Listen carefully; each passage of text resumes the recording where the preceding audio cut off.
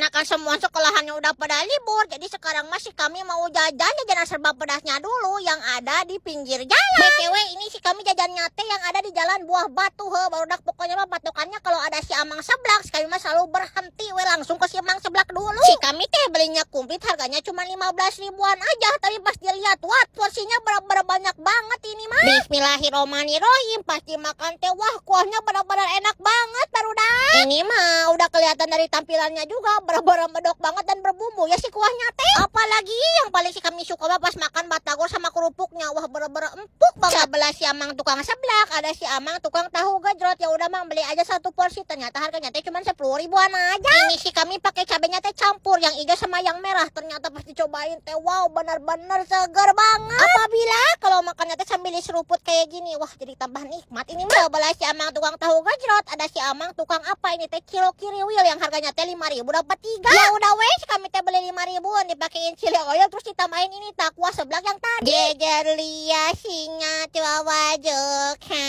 Iyo teh meningan napisan.